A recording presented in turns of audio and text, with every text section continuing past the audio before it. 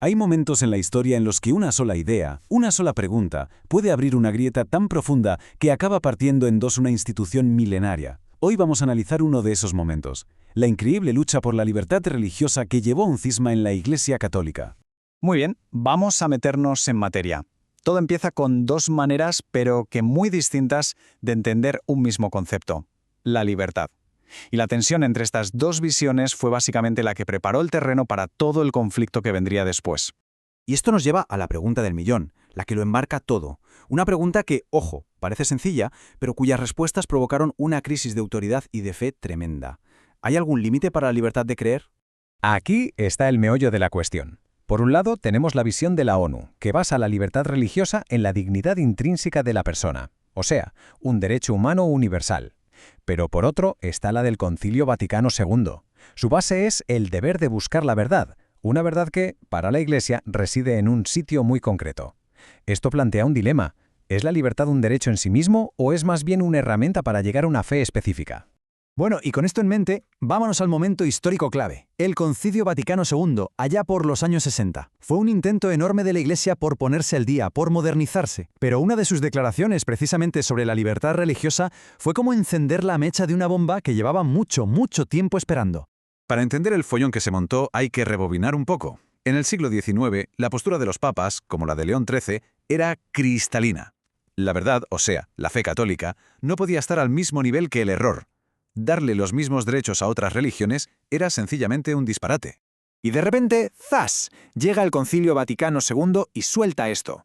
Afirma que la libertad religiosa es un derecho humano que tiene que ser reconocido por la ley, que debe ser un derecho civil.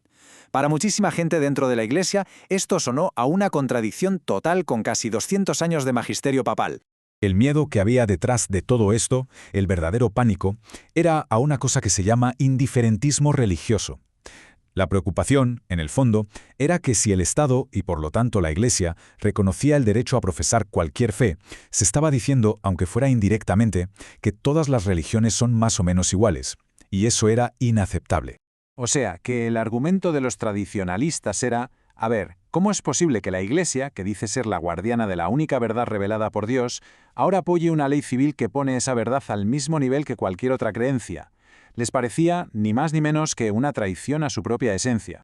Pero claro, toda esta tensión doctrinal no se iba a quedar solo en los libros, ¿no? Tenía que encarnarse en alguien, en una figura que llevaría este conflicto hasta el punto de no retorno: el arzobispo Marcel Lefebvre. Y ese alguien era Marcel Lefebvre. A ver, ¿quién era este hombre?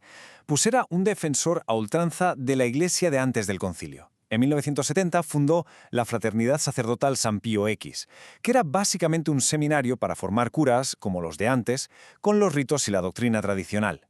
Y claro, se convirtió en la cara visible de la resistencia a las reformas. Hay una cita suya de 1977 que lo dice todo. Se le nota una perplejidad enorme. Es que no podía entender cómo lo mismo que antes le había valido el reconocimiento y los honores, de repente le ponía al borde de la excomunión. Para él estaba claro, no era él quien había cambiado, era la Iglesia.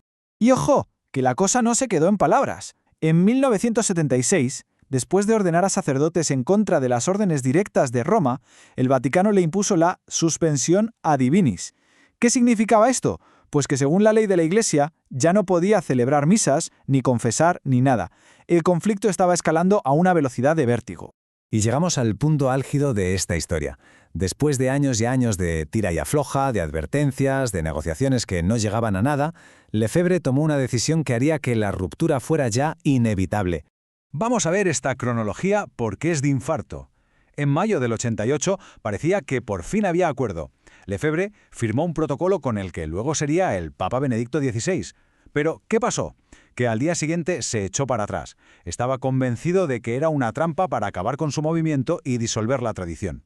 A partir de ahí, las advertencias de Roma fueron cada vez más serias hasta llegar a la decisión final del 30 de junio. 4. Ese es el número. 4 obispos consagrados por Lefebvre sin el permiso del Papa en Écon, Suiza. Para que nos hagamos una idea, en el derecho canónico, que es como el código legal de la Iglesia, este es uno de los actos de desobediencia más graves que se pueden cometer. ¿Y cómo justificó él algo así? Pues con un concepto clave: estado de necesidad. Lefebvre defendía que la Iglesia estaba en una crisis tan profunda, metida en las tinieblas del error del modernismo, que las leyes normales ya no valían. Creía que su deber era desobedecer para salvar la fe. Pero claro, para el Vaticano, la definición estaba clarísima y por escrito en el derecho canónico. El cisma es, ni más ni menos, que el rechazo a someterse al Papa. Y al consagrar obispos por su cuenta, Lefebvre, para ellos, había cruzado esa línea roja. Y la respuesta de Roma fue fulminante, inmediata. Ni siquiera necesitaron un juicio. Según el derecho canónico, el simple hecho de realizar esa consagración sin permiso llevaba consigo la excomunión automática. Se llama late sentencia. La fractura ya era oficial. Pero el cisma del 88 no fue el final de la historia, ni mucho menos. Fue el principio de un nuevo capítulo. Un capítulo de división, sí, pero también de intentos de reconciliación que de hecho continúan a día de hoy. Desde ese momento, el camino ha sido, de todo menos sencillo. El cisma hizo que algunos de sus seguidores se marcharan para buscar la reconciliación con Roma, formando nuevas fraternidades. Luego, en 2009, en un gesto muy significativo, el Papa Benedicto XVI levantó las excomuniones. Pero a pesar de todo, la fraternidad de San Pío X sigue en una especie de limbo legal, en una situación canónica irregular. Porque al final, y este es el quid de la cuestión, más allá de las excomuniones levantadas y de los gestos de buena voluntad, el problema de fondo sigue ahí. La interpretación de la libertad religiosa y de otras enseñanzas del Vaticano II continúa siendo el gran muro que impide una reconciliación total. Y así, este conflicto nos deja con una pregunta que resuena mucho más allá de los muros del Vaticano. Es una pregunta sobre la naturaleza misma de la autoridad, de la tradición, del cambio, y sobre qué pasa cuando dos fuerzas que parecen totalmente irreconciliables chocan de frente.